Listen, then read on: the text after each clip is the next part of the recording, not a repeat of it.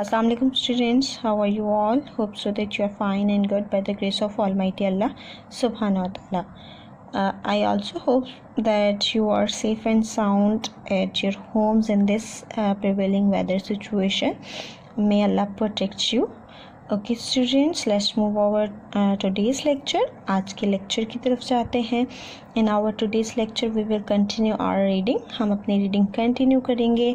I think there is only one page left, so complete this reading and we will after that we will do some exercise. So without wasting our time, let's open your book. Open page number 31. Okay, sorry, come on, page number 30. Just take a review of reason for extension of animals and plant. We were reading this heading. हम reasons and for extension of animal and plants read out कर रहे थे. plants और animals के extension की reasons. उसमें हमने देखा था hippo वर्ड देखा था. हिप्पो क्या है? एक्रोनिम है जिसका मतलब है कि हर वर्ड एक इंडिविजुअल टाइप, हर वर्ड का मतलब है एक इंडिविजुअल टाइप ऑफ थ्रेड. ठीक है, यानी कि जो हिप्पो का वर्ड है वो एक एक्रोनिम है. ठीक, here we have also seen H. हमने दो थ्रेड्स चेक किए थे, दो थ्रेड रीड आउट किए थे. नंबर 1 था H stand for habitat destruction, जिसमें पहला था हैबिटेट डिस्ट्रक्शन और उसमें हमने देखा था कि किस तरह हम जो लोग हैं फॉरेस्ट वगैरह all over the world cut down किए जा रहे हैं. ठीक है, रीज़न क्या है उसकी? फार्मिंग के लिए, क्रॉप ग्रोइंग के लिए और इंडस्ट्रियलाइजेशन के लिए हम क्या कर रहे हैं? फॉरेस्ट को कट कर रहे हैं. और फॉरेस्ट कट करके हम सम रीज़न ये है कि हमें वुड और स्पेस चाहिए, तो हम क्या कर रहे हैं? एनिमल्स की और हैबिटेट को डिस्टर्ब कर रहे हैं. उसके साथ साथ उस एरिया में, उस फॉरेस्ट में जो प्लांट की स्पीशीज़ हैं वो भी अफेक्ट हो रही हैं, जिसकी वजह से वो एक्सटेंशन के रिस्क पर हैं. नंबर 2 हमने देखा था इन्वेसिव स्पीशीज़, यानी कि इंट्रोड्यूस स्पीशीज़. जो स्पीशीज़ हम उस एरिया की नहीं होती, उस लोकेलिटी की नहीं होती, नेटिव नहीं होती, हम बाहर से लाके उस एरिया में छोड़ देते हैं, जिसकी वजह से वहाँ के जो लोकल एनिमल्स हैं, वहाँ के जो लोकल स्पीशीज़ हैं वो अफेक्ट हो रहे हैं, उसकी फूड चेन अफेक्ट हो रही है. ठीक है, these were the two reason of extension which we have seen so far. Now come on reason number 3, that is P. P stand for pollution. Number 3 reason is pollution. Pollution poison the natural environment with harmful substances produced by human activities. Pollution क्या कर रहा है? Poison से natural environment, जो natural environment है उसे जहरीला कर रहा है, पॉइजनस कर रहा है. ठीक है, पॉइजन कर रहा है. ठीक, विद हार्मफुल सब्सटेंसेस. किससे पॉइजन कर रहा है? हार्मफुल, नुकसानदेह सब्सटेंसेस से जो कि प्रोड्यूस हो रही हैं. वो हार्मफुल सब्सटेंसेस कहाँ से आ रही हैं? Produce by human activities. अब देखिए ह्यूमन एक्टिविटीज़ में क्या आ सकता है? आप इंडस्ट्रियलाइजेशन कर रहे हैं, इंडस्ट्रीज़ का धुआं. ठीक. नंबर 2, आप जो कचरा फेंक देते हैं. ठीक, कचरा फैलाना वो. ठीक, ये सारे किस में आ रहे हैं? आपके पॉल्यूशन काज करने में आ रहे हैं. ठीक है, पॉल्यूशन की रीज़न बन रहे हैं. रीज़न ऑफ पॉल्यूशन देखें, यहाँ पर रीजन्स भी दी गई हैं. Reasons of pollution are oil spilling, oil spill करना. ठीक है, फ्यूल बर्निंग, आप जो फ्यूल बर्न कर रहे हैं. एसिडिक रेन, देखें फ्यूल बर्न करेंगे तो कार्बन डाइऑक्साइड और सल्फर डाइऑक्साइड प्रोड्यूस होगी. ठीक है, सल्फर जो प्रोड्यूस होगी वो एयर में जाएगी. जब रेन होगी, रेन में क्या है आपके? ठीक, रेन में आपका वाटर है, तो वाटर के साथ रिएक्ट करेगी तो क्या होगा? एसिडिक रेन होगी. और फैक्ट्रीज़ का वेस्ट, आप देखें फैक्ट्रीज़ का वेस्ट विदाउट ट्रीट किए समंदर में डिस्कार्ड कर रहे हैं, तो समंदर का जो पानी है वो क्या हो रहा है? पोल्यूटेड हो रहा है, पॉइजनस हो रहा है. पॉइजनस होगा तो वहाँ से समंदर में जो रहने वाली लिविंग थिंग्स हैं वो सारे अफेक्ट होंगे, वेदर इट इज़ प्लांट और फिशेस. ठीक है, वो प्लांट हों या फिशेस हों या कुछ भी हों, जितने भी जो वेस्ट जाएगा आपका, सी लाइफ जो है वो सारी की सारी अफेक्ट होगी. ठीक है, तो ये सम रीजंस थे और कुछ रीजंस आपका जो आप कचरा फेंकते हैं, ठीक है, वो भी आपका इसमें इंक्लूडेड है. ठीक है, तो पोल्यूशन क्या है?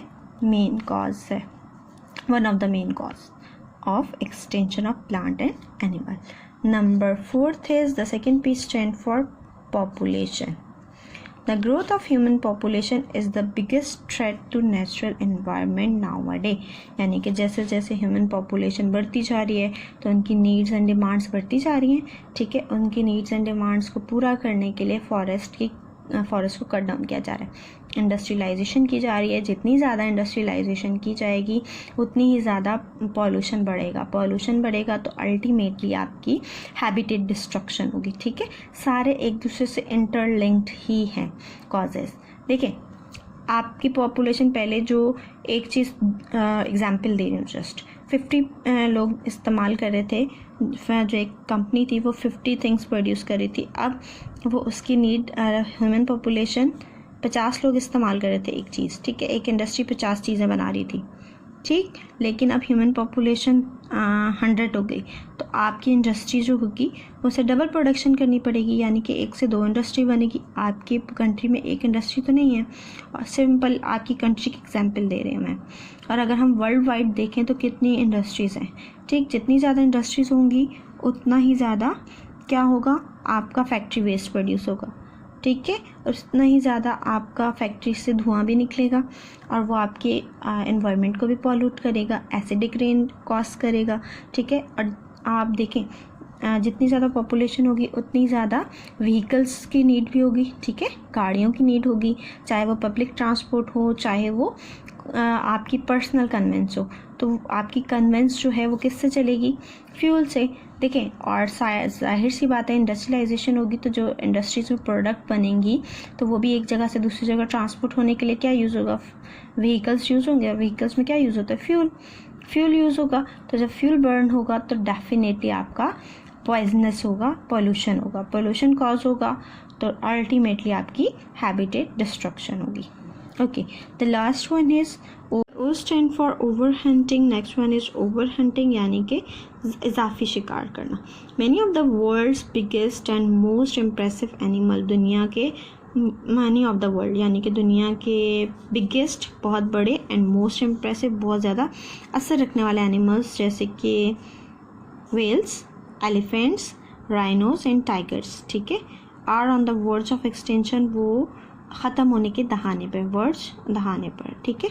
यानी कि ऑलमोस्ट उनका इतना ज़्यादा इनकी हंटिंग की गई है कि वो ख़त्म होने के करीब है, उनकी तादाद कम होती जा रही है, ठीक है। बिकॉज आगे रीज़न भी दी गई है, they were hunted heavily in the past, क्योंकि माजी में उनका बहुत ज़्यादा शिकार किया गया, ओवर हंटिंग की गई है उसकी, ठीक है। अब तो ऐसा है कि गवर्नमेंट ने कुछ जो एनिमल्स हैं जो एक्सटेंशन के करीब हैं उनकी हंटिंग पर बैन लगा दिया है, ताकि जो एक्सटेंट होने के करीब एनिमल्स हैं उनको सेव किया जा सके, ठीक है। दीज वर द रीज़न, ये रीज़न थे जो हमने रीड आउट किए for extension of plant and animal और प्लांट के एक्सटेंशन के, ठीक है। हमने इसे एक्रोनम की फॉर्म में पढ़ा, that is hippo, H stand for habitat destruction, I for introduce और invasive species, P first P stand for pollution, second P stand for population and O stands for over hunting, ठीक है। I hope so आप लोगों को extent और endanger species में difference भी समझ में आ गया होगा, और उसके बाद आप लोगों ने ये देखा कि कौन कौन से एनिमल्स एंड प्लांट्स एक्सटेंट हो चुके हैं, और उसके बाद देखा कौन सी स्पीशीज़ रिस्क पर हैं, इंडेंजर्ड हैं, ठीक है। आप लोगों ने ये भी चेक किया कि क्या रीज़न है एक्सटेंशन के, ठीक है, वेदर वो प्लांट हो या एनिमल हो उसके एक्सटेंट होने के क्या रीज़न्स हैं, ठीक है। Now turn the page, come on page number 32, here is filling the blanks. Now let's complete this filling the blanks. आप लोगों ने रीडिंग कर ली है तो अब इन फिलिंग द ब्लैंक्स को फिल करते हैं, आप इसे बुक में ही फिल कर लीजिए। Number 1, and that species is one whose numbers are so small that it is in danger of extinction। वो dash species है, वो कौन सी species है, is one, वो species है whose number, जिसकी तादाद are so small, बहुत कम है, that it is in danger of extinction, कि वो ख़त्म होने के ख़तरा है, यानी कि उसको ख़त्म होने का ख़तरा है। तो कौन सी species हुई, endangered species, ENDANGERED ERAD. Endangered species is one whose number are so small, जिसका तादाद बहुत कम है, that it is in danger of extinction, कि वो extinct होने के खतरे में है. A definition of extinction is that, definition क्या है extinction की, ये है कि an animal or plant, जो animal है और plant है, totally मुकम्मल तौर पर dash from the earth, मुकम्मल तौर से अर्थ पर से क्या हो जाए, vanish. VANISHAD, vanished from the earth, यानी कि totally vanished हो जाए. आप vanished भी लिख सकते हो और extinct भी लिख सकते हो, ठीक है. Number 3, Punjab यूरियल is found in the salt range and काला चिट्टा. ठीक है, आप लोगों ने रीड आउट किया था. Kala Chitta hills of Pakistan. Here check कर लें आप पंजाब यूरियल का. हेयर सॉल्ट रेंज एंड काला चिट्टा हिल्स. ठीक है, काला Chitta hills of Pakistan. Number 4, hunting of Punjab यूरियल is dash in Pakistan now, यानी कि पंजाब यूरियल के जो शिकार है वो पाकिस्तान में क्या हो चुका है अब, banned. BANNED is banned in Pakistan now. Hippo is use here as an, कैसे किसके तौर पे यूज़ हुआ hippo, acronym. ACRONYM.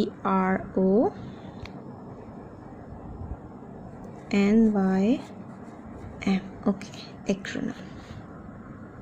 Here blank number 1 endangered, blank number 2 vanished, blank number 3 kala chitta, blank number 4 banned, blank number 5 acronym. Okay, here is an activity, skip that activity. Come on, number 3 exercise, C exercise. State whether true or false. बताएं whether true है या false है. आपको statements दी गई हैं, आप इसे read करें और बताएं ये true है या फॉल्स है. Punjab urial has a good eyesight. Punjab urial की जो आई साइट है, जो नज़र है, वो बहुत अच्छी है. एंड सेंस ऑफ स्मेल, और उसकी सेंस ऑफ स्मेल भी बहुत तेज़ है. विच हेल्प इट, जो इसे महफूज, जो इसे हेल्प करती है, मदद करती है. To protect itself from danger, अपने आप को ख़तरे से महफूज करने में. दैट इज़, सोचिए आपने पंजाब यूरियल का रीड आउट किया है. अगर नहीं समझ में आ रहा तो पंजाब यूरियल का पैराग्राफ देख लें. क्या है, पंजाब यूरियल की आई साइट गुड है और उसकी सेंस ऑफ स्मेल भी बहुत तेज़ है, जिसकी वजह से वो अपने आप को ख़तरे से महफूज रख सकती है. That is true. Number 2, snow leopards live in high mountain in southern area of Pakistan. Snow leopard रहते हैं हाई माउंटेन, ऊंचे पहाड़ों पर, in southern area of Pakistan, Pakistan के सदर्न एरिया में. That is false. ठीक है, सदर्न एरिया में नहीं रहते, कहाँ रहते हैं, नदरन एरिया में. ठीक है, आपने करेक्शन नहीं करनी, just I am telling you कि नदरन एरिया में रहते हैं. NOTHER. ठीक है, नदरन एरिया में रहते हैं. Number 3, scientist who try to stop endangered species from dying, यानी कि वो साइंटिस्ट जो कोशिश करते हैं कि इंडेंजर्ड स्पीशीज़ को मरने से बचाया जा सके, आर कॉल्ड कंजर्वेशन जियोलॉजिस्ट. उन्हें कंजर्वेशन जियोलॉजिस्ट कहा जाता है. That is false. क्या कहा जाता है उन्हें कहा जाता है conservation scientist. Okay. Number 4, Tasmanian tiger lives in Australia. Australia में रहते Tasmanian tiger. That is true. Number 5, snow leopards have reduce in number. Snow leopard तादाद में कम हो गए हैं. And only about 500 are left in Pakistan. और पाकिस्तान में सिर्फ 500 की तादाद में रह गया, 500 रह गया. That is false. कितने रह गए हैं, 300. ठीक है, मैंने आपको साथ साथ इसकी ट्रू स्टेटमेंट भी बता दी. ओके, फर्स्ट वाला ट्रू है, सेकंड वाला फॉल्स, थर्ड वाला फॉल्स, फोर्थ वाला ट्रू एंड फिफ्थ वाला false. This is all about today's lecture. आज के लेक्चर में बस इतना ही. इंशाल्लाह we will meet in next lecture. हम अपना कॉपी वर्क स्टार्ट करेंगे इंशाल्लाह फ्रॉम टुमारो. कल के लेक्चर से हम अपना काम स्टार्ट करेंगे. सो नेक्स्ट लेक्चर में अपनी कॉपी और अपनी स्टेशनरी अपने साथ लेकर बैठिएगा. Okay students, will meet in next lecture. Till then अपना बहुत सारा ख्याल रखिएगा. फ़ी अमान अल्लाह.